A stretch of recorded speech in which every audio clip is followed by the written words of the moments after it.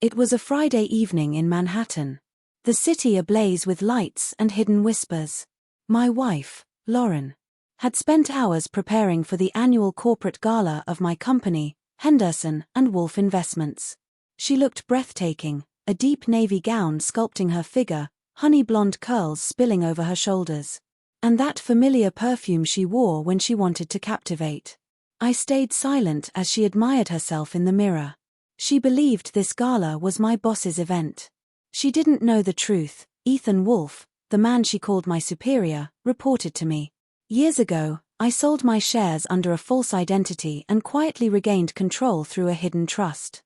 No one, not even Ethan, suspected. Tonight, I intended to measure her loyalty. The ballroom glittered with New York's elite, models, CEOs, and smiles hiding sharp ambition. Lauren clutched my arm, excited. Her eyes shimmered when Ethan arrived, tall, confident, his tailored black suit flawless. He exuded a man who thought he ruled the world. "Jason," Ethan greeted, slapping my shoulder. "And this must be the famous Lauren. Now I understand why you skip late nights at the office."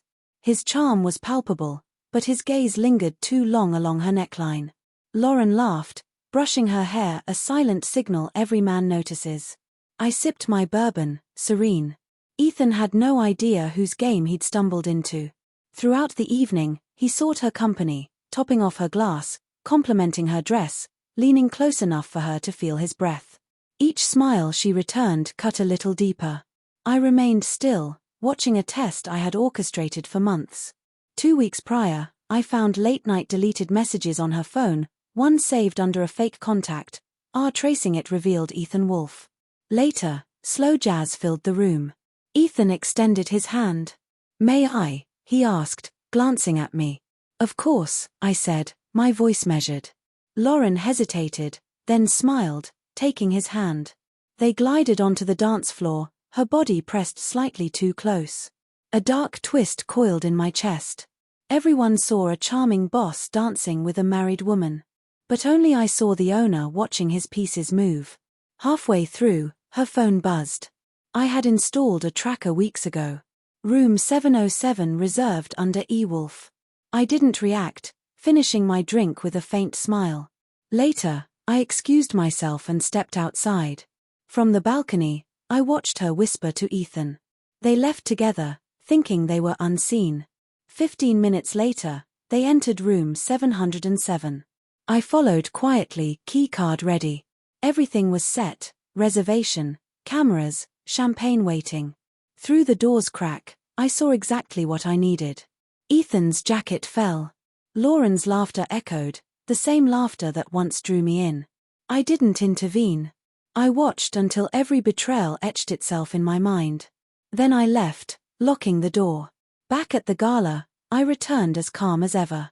Board members congratulated me on a successful evening. I smiled, knowing the trap had closed. At midnight, hotel staff knocked for a noise complaint. Security opened the door, cameras rolling. Ethan's family man image shattered. Lauren's flawless facade burned with his. The next morning, the scandal spread. Ethan Wolf resigned. My lawyers ensured the company reverted to me immediately. Lauren tried calling. I ignored her. When she finally returned home, her eyes swollen, she pleaded, "Jason, please. It was a mistake." I held her gaze. "You knew exactly what you were doing," I said softly. "The only thing you didn't know was who you were doing it to." She froze. I handed her a folder, ownership papers, resignation documents, all signed by me. "You thought he was my boss. He worked for me. I reclaimed everything he touched, including the company you just helped me reclaim." Lauren gasped. Her world collapsed silently. I didn't shout. I didn't curse. I packed my suitcase. "You didn't just betray me," I said quietly. "You reminded me I only forgive those who truly love me, not those chasing power." She fell to her knees, sobbing. I didn't glance back. 3 months later, Henderson Global Holdings dominated New York. Ethan vanished. Lauren filed for divorce but walked away with nothing. All assets remained mine. Sometimes I see her online, a realtor in New Jersey, older, weary, haunted. Perhaps she still recalls that night. I do too. Not with pain, but with peace. That night, I didn't lose my wife. I just realized I never needed her to love me, only respect the game I played.